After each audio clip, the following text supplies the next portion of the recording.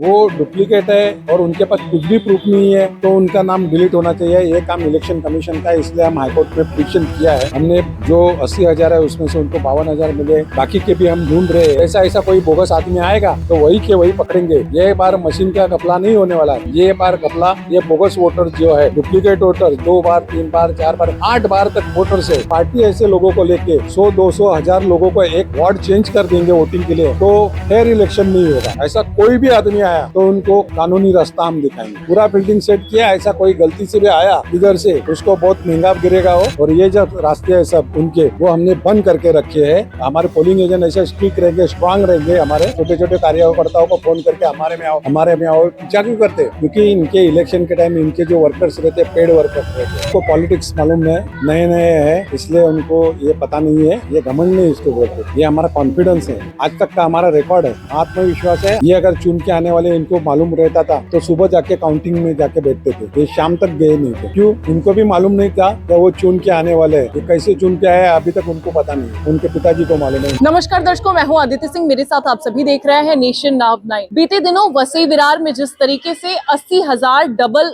जो वोटर्स हैं उनका खुलासा किया गया बहुजन विकास अघाड़ी से अजय पाटिल द्वारा, आप देखेंगे आज इसी विषय को लेकर महानगर पालिका में बैठक बुलाई गई थी। विपक्ष के लोग थे, इलेक्शन कमीशन के जो अधिकारी है वो थे, म्यूनिसिपल कॉर्पोरेशन के जो अधिकारी है वो सभी लोग थे उपस्थित। इस पूरी बैठक में क्या कुछ निकला है, बातचीत करने के लिए हमारे साथ में यहाँ पर अजय पाटिल खुद हैं। लेकिन इस बीच में ताज्जुब वाली बात एक ये रही कि बीवीए से इन्होंने तो 80,000 वोटर्स निकाले, लेकिन अभी तक विपक्ष के लोग जो ये डबल वोटर्स हैं, फेक वोटर्स हैं, इनका मसला निकाल रहे थे। लेकिन अब इलेक्शन कमीशन की ओर से जो यादी प्रसिद्ध की गई है, इसमें भी 52,000 डबल वोटर्स के जो नाम है वो यादी जो है वो सामने आई है। क्या कहना है, बातचीत करेंगे। सबसे पहले नमस्कार सर। नमस्कार सर, क्या कहेंगे जिस तरीके से 80,000 वाले डबल वोटर्स का मसला आप लोगों ने निकाला, लेकिन इसके बाद भी ताज्जुब की बात है, इलेक्शन कमीशन से इतनी बड़ी गलती कैसे हो रही है कि 52,000 धांधली हो रही है 52,000 वोटों की? इसका ये है कि जो इलेक्शन कमीशन की वोटर लिस्ट बनती है तो जिस डिस्ट्रिक्ट से बनती है, जिस तालुका से बनती है, तो वहाँ पे जो है वो धांधली होती है या उनका ध्यान नहीं रहता है। इसलिए सालों से जो गुजर गए हैं उनका नाम वही रह जाता है, या जिनका डिलीट करना चाहिए, जो यहाँ पे रहते नहीं है उनका नाम डिलीट करना चाहिए, वो निकल जाता है। दूसरा ऐसा कि सच ये प्रोसीजर में बहुत से ऐसे भी लोग हैं कि जैसे यूनियन वाले हैं या मैन पावर सप्लाई करने वाले लोग हैं, इनके जो सिंगल नाम आप देखेंगे वो मैक्सिमम बोगस है। तो ये नाम रजिस्टर करते हैं, रजिस्टर करते वक्त कुछ भी डॉक्यूमेंट देते हैं, फेक डॉक्यूमेंट देते हैं, मैक्सिमम ऐसे देते हैं जिनका नाम उनके गांव में भी है और यहाँ पे भी है। ऐसे नाम देते हैं और रजिस्टर करते हैं और उनके पास क्या प्रूफ रहता है, सिर्फ इलेक्शन आईडी रहता है। हमारा ये कहना है इसलिए कि ऐसे जो डुप्लीकेट नाम है उनको ऑप्शन मत दे दो, आप कहाँ पे करने वाले वोट, आप उनसे पूछो कि आप रहते हैं ये वार्ड में, उसका प्रूफ दे दीजिए। अगर वो वार्ड में रहते हैं तो उसका प्रूफ ले लीजिए और उनको रख। लेकिन अगर वो डुप्लीकेट है और उनके पास कुछ भी प्रूफ नहीं है तो उनका नाम डिलीट होना चाहिए। ये काम इलेक्शन कमीशन का है, इसलिए हम हाईकोर्ट में पिटीशन किया है। वो पिटीशन में क्या होता है, रिजल्ट 22 तारीख को देखेंगे। नहीं हुआ तो हम सुप्रीम कोर्ट में जाएंगे। ये इलेक्शन में कुछ नहीं हुआ तो भी आगे चल के पूरे इंडिया तक ये जो प्रॉब्लम है कहीं ना कहीं वो सॉल्व हो जाएगा। दूसरा हमारा ये है कि समझो डुप्लीकेट वोट्स है, आप उनको पूछेंगे किधर करेंगे, उन्होंने बताया, और अगर वो जो मिले नहीं है वो वोटिंग को आएंगे तो आप पूछेंगे उनको कि भाई किधर किया नहीं, तो आप एक फॉर्म भर के दीजिए बराबर। अगर उन्होंने जाली फॉर्म भर दिया या समझो सुबह सुबह 10 जन आ गए, 20 जन आ गए, तो पूरी इलेक्शन प्रोसीजर रुक जाएंगी। इसीलिए हमारे यहाँ सर्विस करने वाले लोग है, सुबह आते हैं, अगर भीड़ ज्यादा है तो निकल जाते हैं, काम पे निकल जाते हैं, तो शाम को रिटर्न नहीं आ सकते। तो इसके लिए हमने ऑप्शन दिया है कि ऐसे लोगों की जो लिस्ट है, जो कॉर्पोरेशन के हाथ में नहीं है, लेकिन ऐसी लोगों की लिस्ट है वो अलग बनाए हर वार्ड में, तो उनका जो सेंटर रहेगा हर एक एरिया में वो अलग ही रहेगा, अलग रूम रहेगी। उससे क्या होगा, वो प्रोसीजर करना इजी हो जाएगा और बाकी के जो लोग हैं उनको दिक्कत नहीं होगी।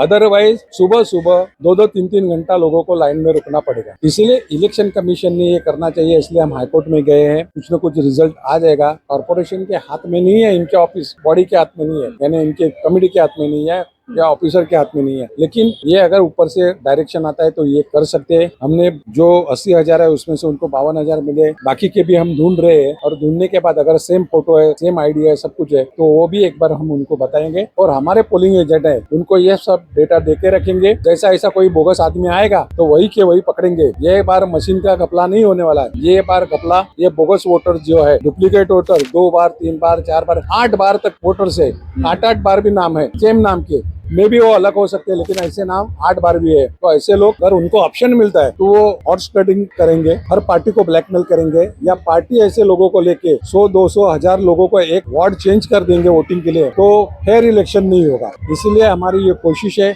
और हमारे जो भी पोलिंग एजेंट रहेंगे उनको उस सब डिटेल्स दी जाएगी।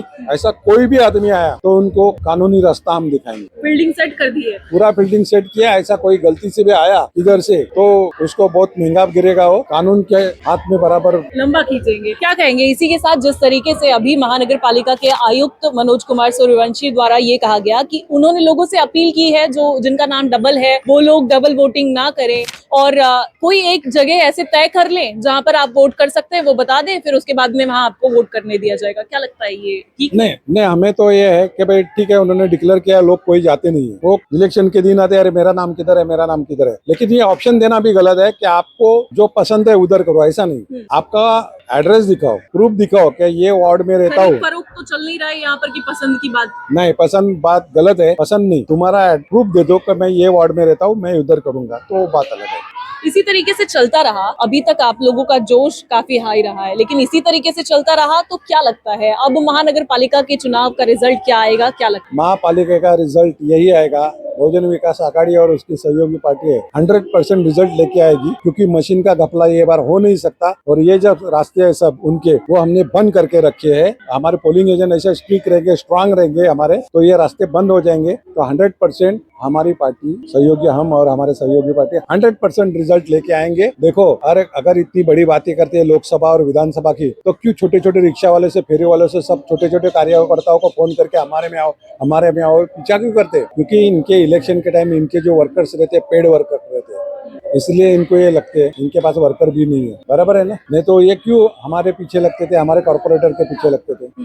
जिस तरीके से आप कह रहे हैं कि चुनाव में इस बार महापौर आपका ही बैठेगा, वर्तमान विधायिका जो है वसई से, वो कहती है कि ये आप लोगों का घमंड कह रहा है, वो लोग विनम्रता से सीट ले जाएंगे और आप लोगों का घमंड जो है वो चूर चूर हो जाएगा। ऐसा कहना, ये अगर घमंड होगा तो उनके पीएम, उनके सीएम, उनके मिनिस्टर हर इलेक्शन में यही बात करते हैं, तो उनका ये कहना है क्या उनका वो घमंड है? ये उनको पूछ लो कि वो तुम्हारा घमंड है क्या? इन्होंने सब बिहार से लेके सब इलेक्शन में उनके पार्टी के सीएम से लेके पीएम तक मिनिस्टर सब यही बात करते हैं, तो क्या घमंड है क्या?